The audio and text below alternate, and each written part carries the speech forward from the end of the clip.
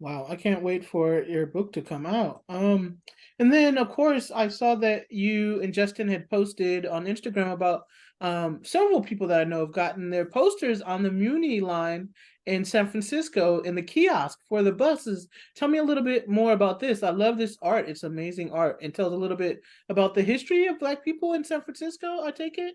Yeah, because San Francisco is always seen, I think it's seen more as a like white city, and there's a really deep history of Black people going back to the foundation of San Francisco. And of course, expanding during the war effort because the Bay Area was home to a lot of military bases and manufacturing sites. Right. A lot of Um, shipyard workers, yeah. Yeah, there's a lot of them. So yeah, I was Justin had introduced me to it, and the year before he had done uh, a series of posters for the same kiosks on San Francisco's part in the gay liberation movement. Okay. And when he did that, he was like, "You need to do this because you can do something along these lines for like Black history in San Francisco." And that's what I did. I did 7 different posters and kind of jumped around the timeline from the mid 1800s up to the 70s, like late 70s.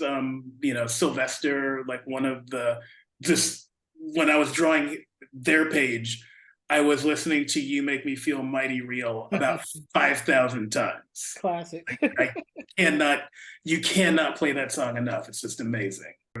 Right. So I started working with more obscure historical figures one year. And then the next year, I thought I want to just do women in Black history because women in Black history get ignored the most. We have kind of like the sainted figure of Rosa Parks again, but we don't get into all these other people who did a lot of heavy lifting. And Right. the year after that, I decided to do women and LGBTQ plus figures because that's another thing that I feel like our community really struggles with is making peace with our sisters and brothers who don't fall into the whole, gender binary and it gets Right. ignored. So I just wanted to, a lot of what I do, a lot of my mission as an artist and as a writer is trying to resurface these under discussed topics in Black history. So Major Taylor is one of them, Audre Lorde, and everybody knows Toni Morrison, but like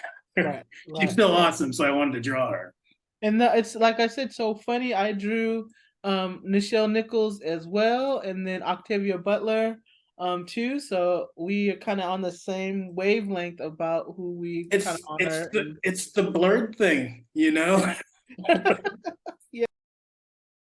Back to art. Well, who would you categorize as your favorite artist, if you have a favorite, or someone who influences you now? Who would Yeah. it be? The people who really sent me down the path where I've landed now, in addition to those earlier cartoonist influences like Clowes and Bag and Tomine and Dupuy and Barbarian, the people who like really pushed me were the expressionists. So people like George Grosz, Egon Schiele, William Groper. Oh, Like there was something about seeing there's a strange cartooniness to the way they painted. And hmm. there's a way in which they really exaggerate and presence the emotions of their characters in their faces and in their actions, and they really distort them. And I don't know what it says about me, but like that distortion is just kind of how I see people. No,